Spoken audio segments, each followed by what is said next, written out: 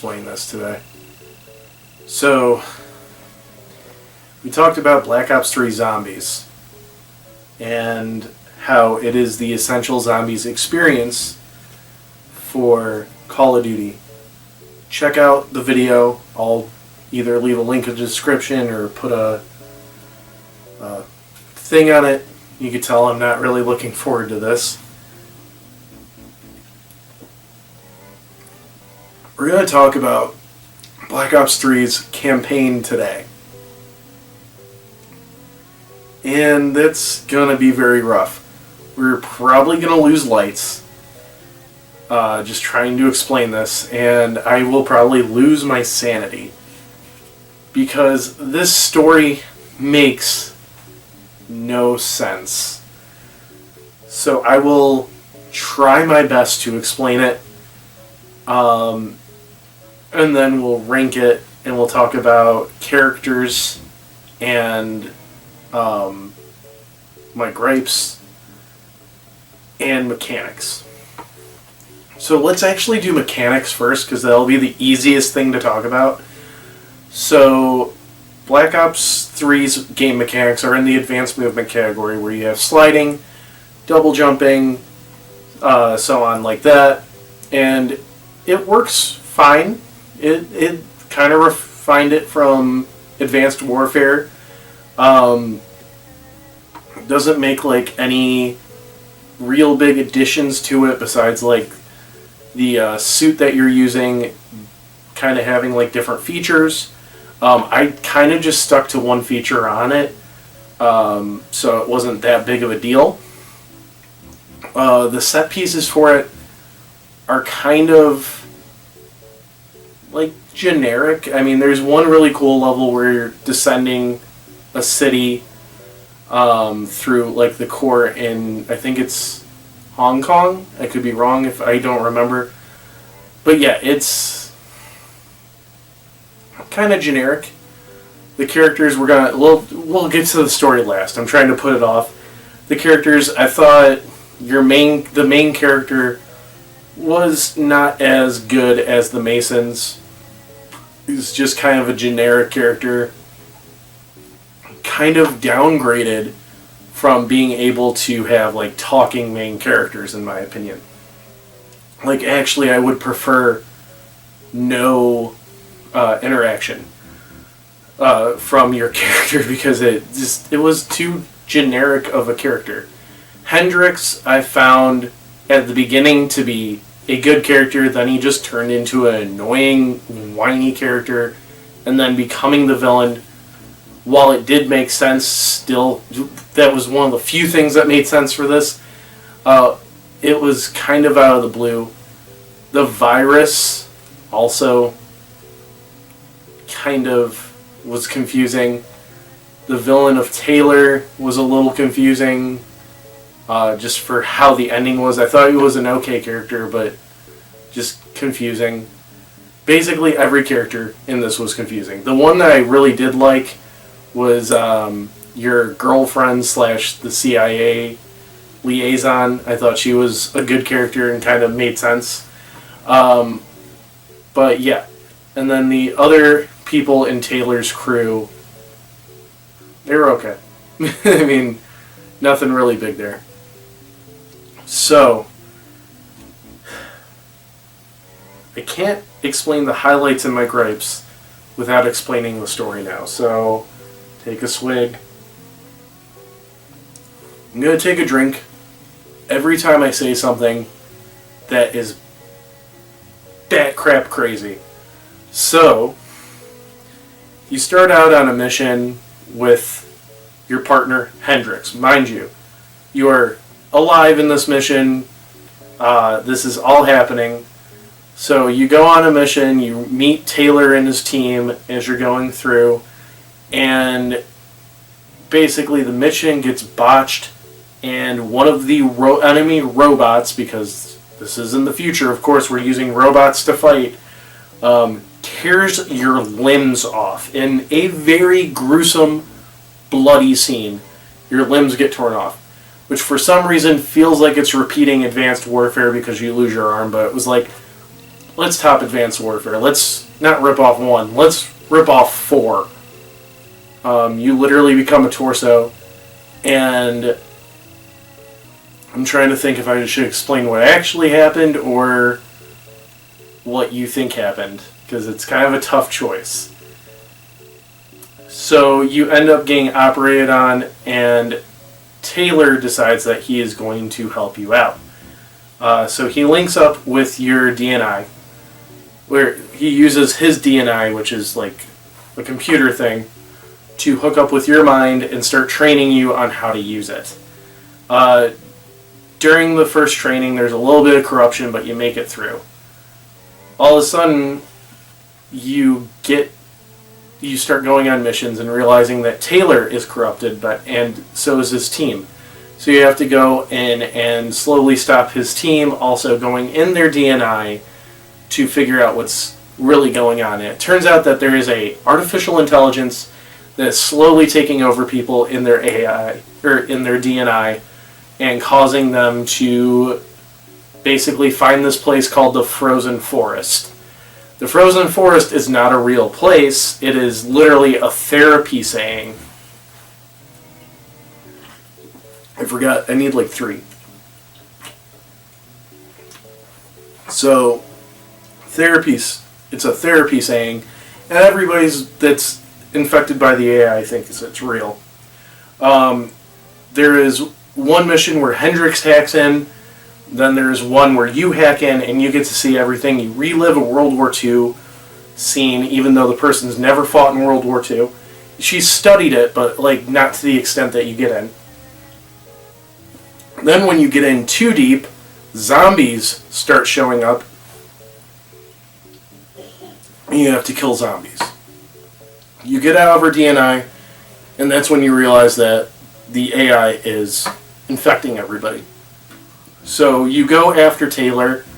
Taylor is finally able to get the AI out of him through no explanation.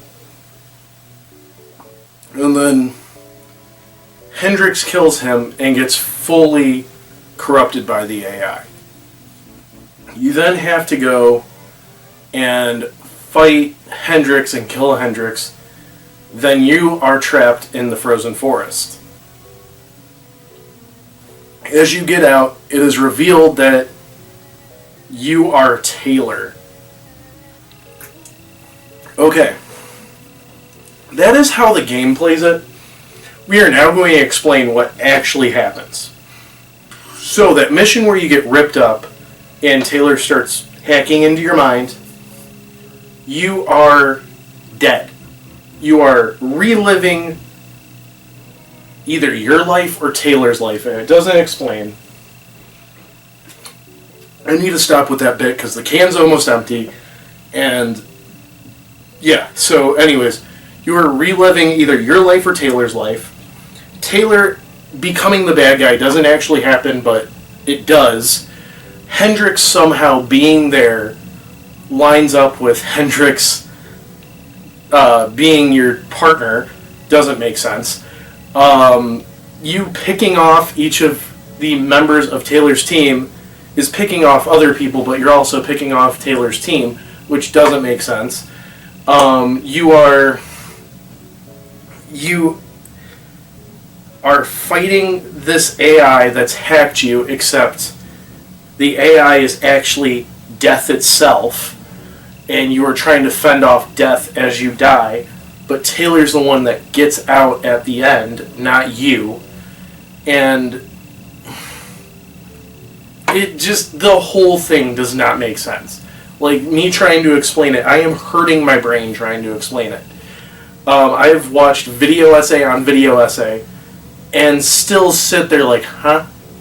Because the story is way too convoluted. That is my major gripe. My other one is the main character has no name. The main character's name in subtitles is player. Their name is never mentioned, and they're completely customizable. This Black Ops 3 game has 2 connections to previous games. And by connections, I mean literally Easter eggs. And the Easter eggs are, they mention Raul Menendez once. And then they use Nova 6 once. Other than that, it has no connection to Black Ops 1 or 2. How they could have fixed that is the player could have been a descendant of Alex Mason. Not even call him player, just call him Mason. You don't even have to acknowledge that, like the stuff that happened in the previous games. Or make Hendricks related to Woods. That's all you needed to do to make it a Black Ops story.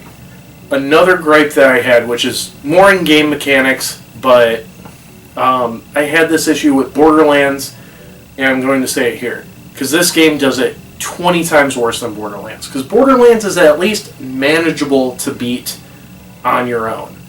Black Ops 3 does not give you anything for playing this on your own.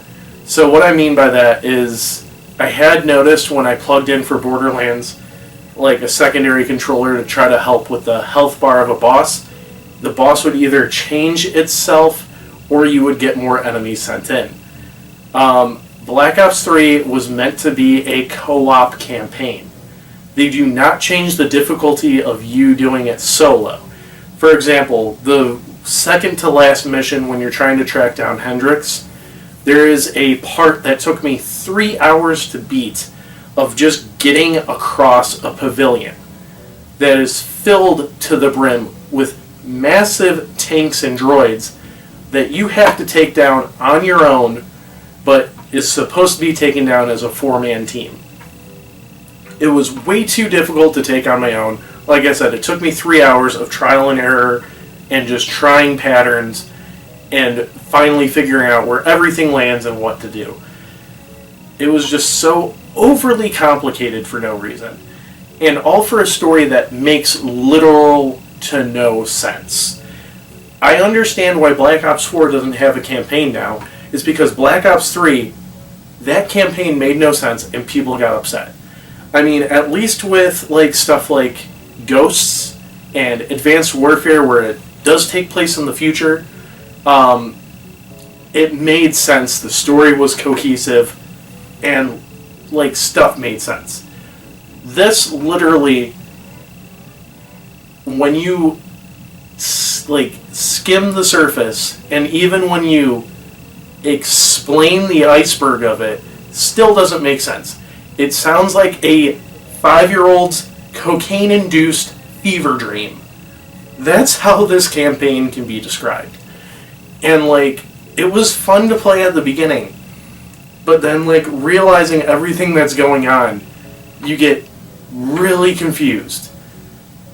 I mean, even one of the most confusing parts was actually my favorite part, was playing zombies in the campaign. I thought that was pretty fun, that was pretty cool, but right before and right after, nothing made sense.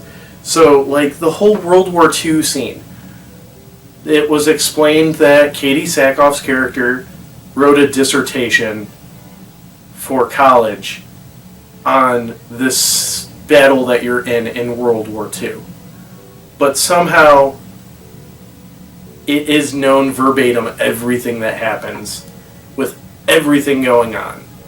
I did find it cool that when you kill like the people that you're fighting, they float up instead of like fall down. I thought that was cool. But yeah, and the whole Frozen Forest level, which is the final level, made no sense. It didn't feel like it fit Call of Duty. We're going to be reviewing Advanced Warfare, or Infinite Warfare next week, and people always say that that is the least Call of Duty game. I feel like Black Ops 3's campaign is the least Call of Duty game. Because at least Infinite Warfare, you are at war. Yes, you're in space, but you're actually at war fighting. You got a cohesive team that's working with you. Everything like that. Black Ops 3, it just, I don't know. Let's throw zombies in there. Let's throw droids. It's all a dream. Yeah, there you go. And that was the big issue.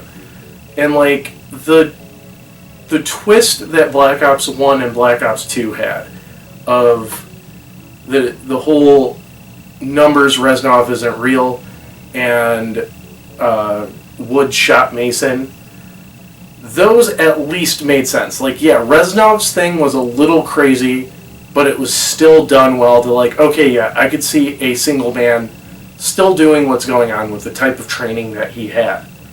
And then, yes, Woods could be tricked like that. Anybody could be tricked like that. This one just makes no sense.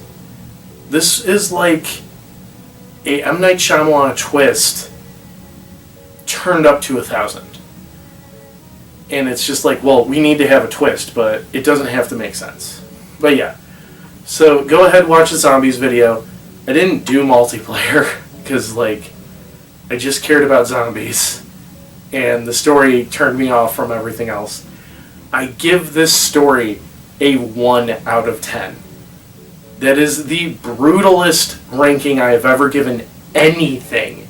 Usually, if I don't like a figure or something, I'll give it a 2 out of 10. Or a movie, I'll give it a 2 out of 10. I think I even gave Ghostbusters 2016 a 5 out of 10. I am giving this a 1 out of 10. This was terrible. Yeah. So, thank you guys. I hope you enjoyed the video.